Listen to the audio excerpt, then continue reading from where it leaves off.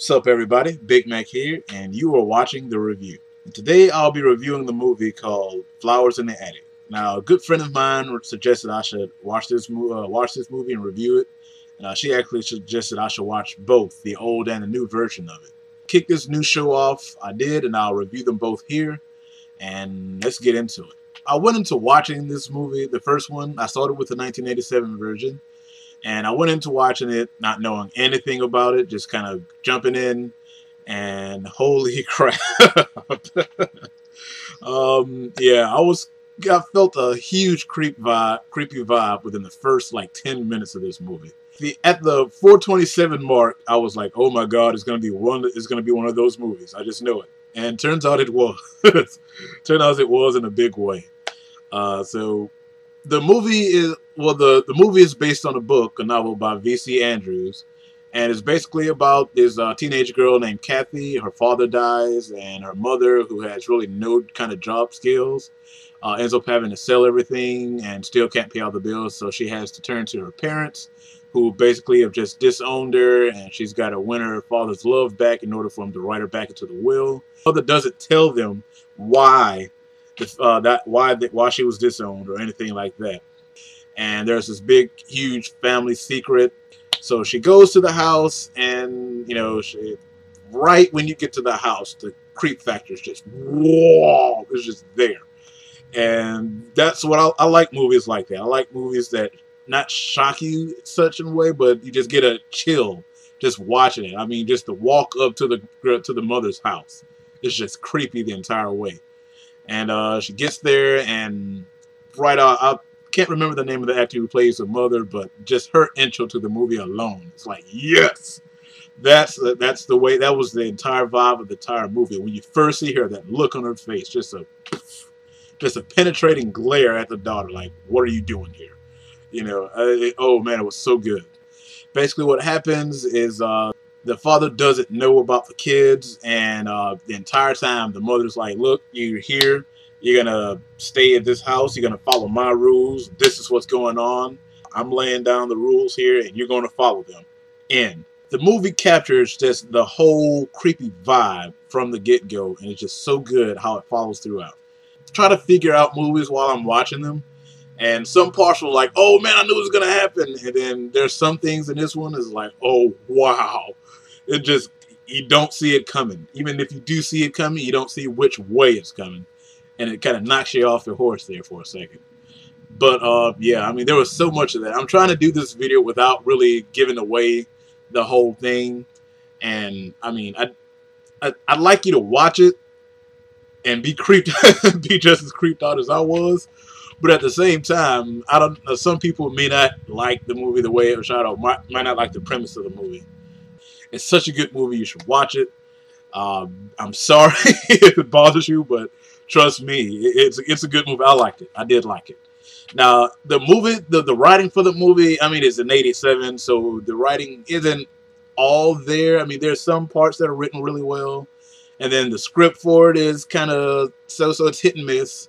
But I still did like it. I mean, I didn't like the ending. It was kind of anticlimactic. I mean, it could have been done a little better, but with all that, I still liked it. It was good. Now, the 2014 version, I went to it expecting, okay, this is going to be good. And I was kind of put off because, I mean, in the 1987 version, first 10 minutes, the creep factor is there and it does not leave.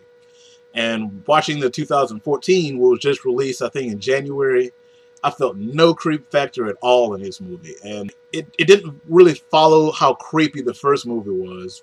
Ellen Burstyn plays the grandmother in this movie, and Heather Graham plays the daughter. And so I kind of figured there would be a little bit better acting because they're both pretty good actresses. But it just felt kind of forced. And like in the first movie, when you first see the grandmother, there's just this blank stare, like, oh man, I felt like myself, And then meeting the grandmother in this movie, there's just, it wasn't jokingly, but she just felt more humane. And I wasn't creeped or afraid of her at all. She just seemed really mean, but not really like inhumane like the first one was. And she did a good job, but the way they depicted the grandmother in this movie was just, it just kind of rubbed me the wrong way. I didn't quite like it like that. Now, after going online, after watching both of these movies, I went online and I researched the book, and the 2014 version actually follows the book a lot closer. I was just going to completely bash the 2014 version, but I can't for a couple of reasons. For one, it was on Lifetime, and, you know, Lifetime has to be, you know, a certain type of movie. It can't be too creepy. It can't really weird you out too much because it's Lifetime. And even then, they do have movies on there that are kind of weird and creepy, but still, they have to follow a certain, you know, have to follow a certain set of rules for that channel, which I get. So I couldn't completely say, oh, this is crap.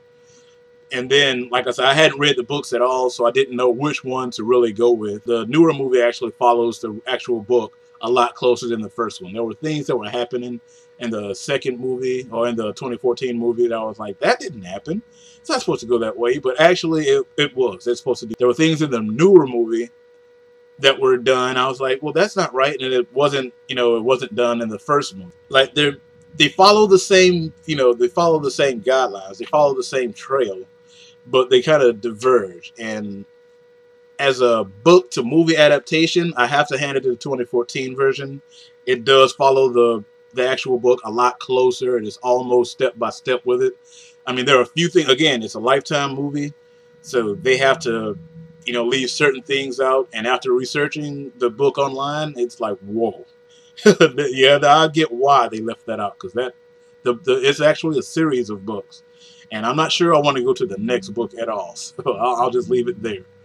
But some of the acting in the 2014 version kind of just I don't like movies that explain everything. I mean, there were some parts that's like, yeah, okay, explain this.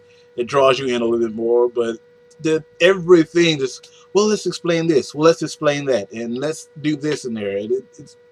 I was like, no, don't explain it. Let me follow it. Let me figure it out. You know, let it be a puzzle I can get through. I thought they told the story better in the 1987 version. That's what I thought. But again, in order for them to follow the storyline right, they had to do it the way they did in 2014, which is fine. But as far as a movie goes, I have to give it to 1987 version. I mean, I believe that story was just told so much better, because you kind of had to try to figure things out. And with the 2014 version, they just explained a lot of stuff. And like I said, the creep factor in the 1987 version was just so much higher. That's why I like it a little more. And it was more believable as a creepy book, because this book has been banned in certain places. I mean, you can't even get it anymore. Like I said, the newer version, it stays with the story, which is good. But I mean, I have to give it to the 1987 version. I liked it a little more. So guys, I advise you to watch this movie at your own risk, and tell me what you think about it in the comments down below.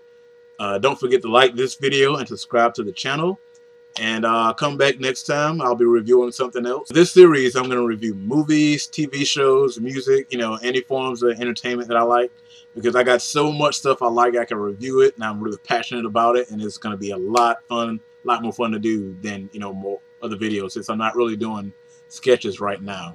So I can easily do this. It's just me and a webcam, and I can do it, no problem.